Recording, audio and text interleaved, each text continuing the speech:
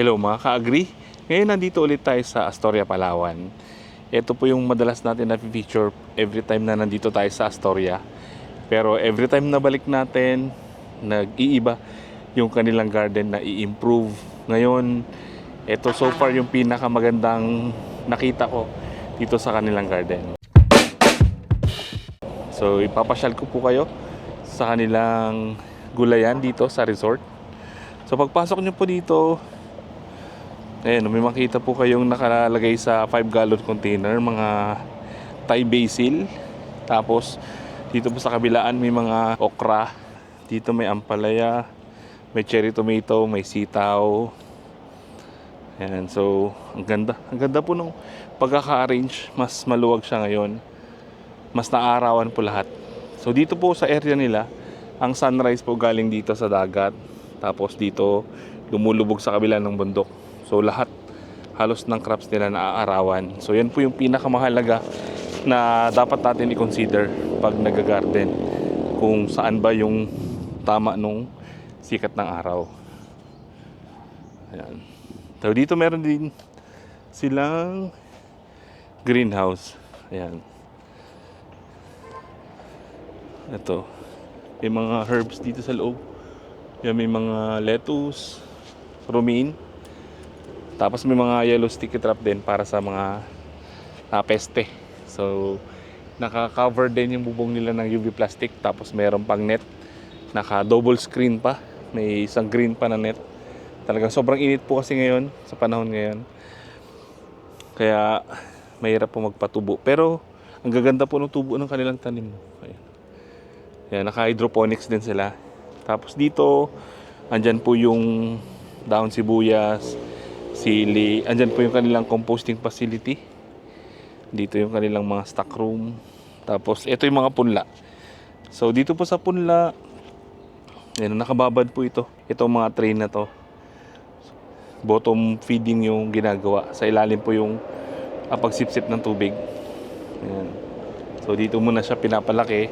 Pagka medyo malalaki na, mga 2 weeks, saka siya nilalagay dun sa mga boxes na may nutrient solution. Dito naman may pipino, may trellis din. Tapos dito yung naka-hydroponics din, nakalagay lang sa plastic itong mga kangkong. Tapos mustasa, ang lalaki na. Ayan, may petchay.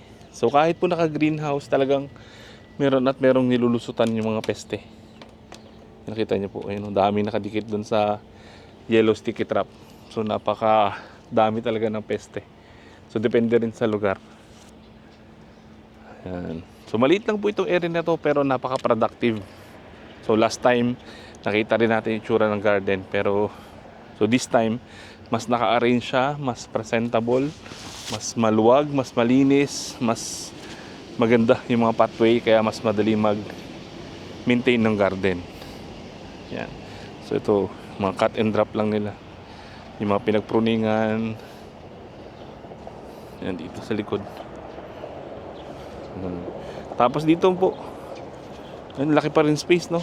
Dito po sa kabila, mayroon silang marigold. Ito. Yan. Pang repel ng peste.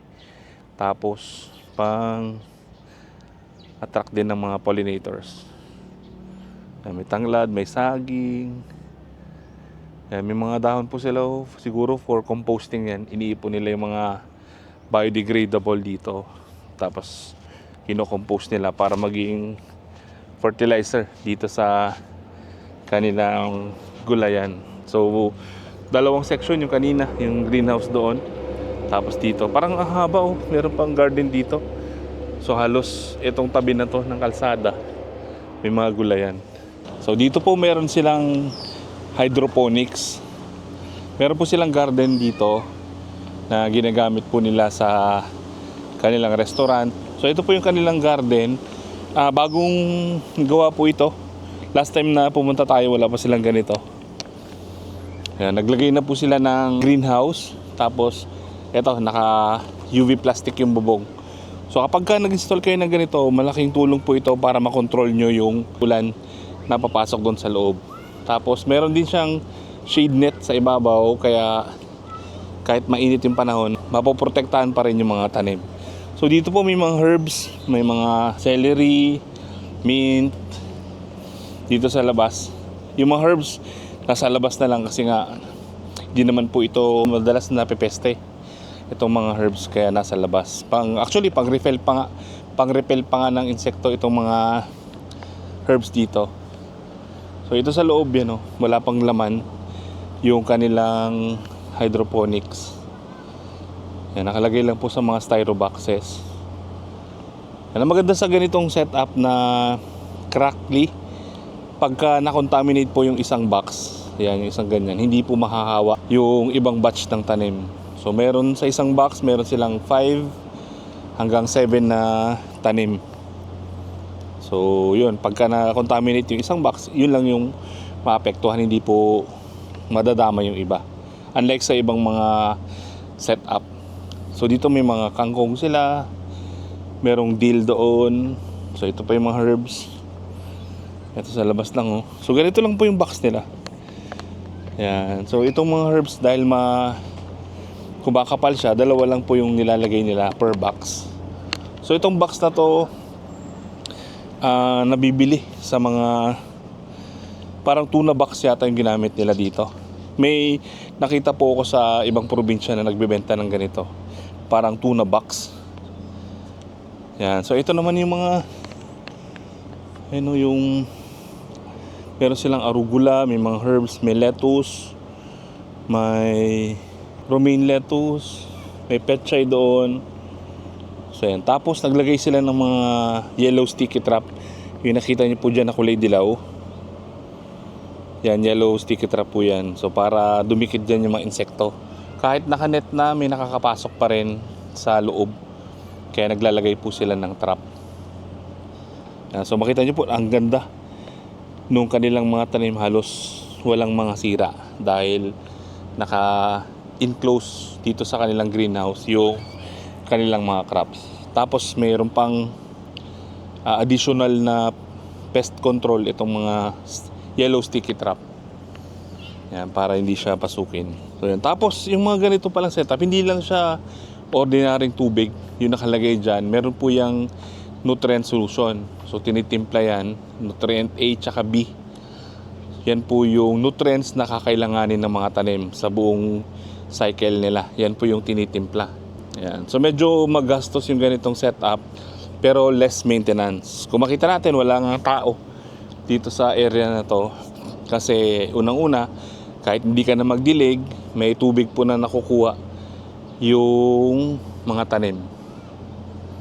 Yan. Meron kasing tubig dyan sa may box na yan. Tapos nandyan na rin yung nutrients, kahit hindi ka na mag-abono, kompleto na.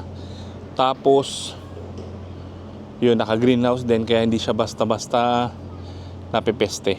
Hindi siya pinapasok ng mga peste. So dito yung mga high value crops nila, dito makikita. Doon sa kabila meron pang meron pang garden. Mamaya pasyalan natin. So maganda sa setup na yan. Pwede siyang part-time kung kayo po ay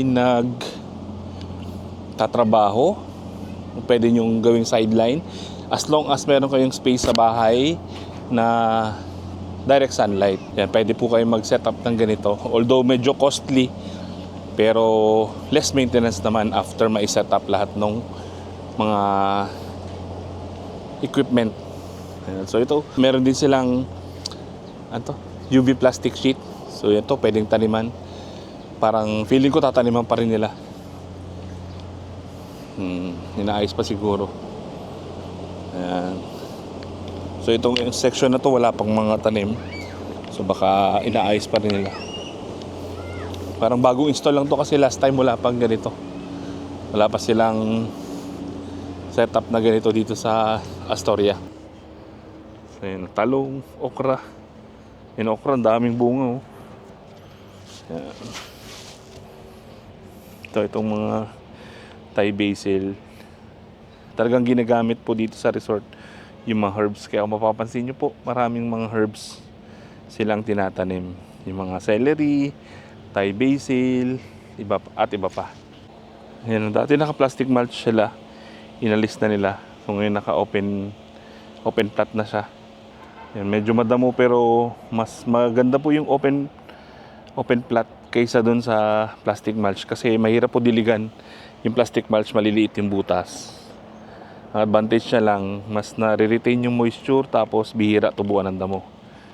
Hindi tulad dyan sa open plat. Pero mas madali pong i-cultivate itong mga open plat. Kung may naka-assign naman na nag-garden, madali lang naman po linisin.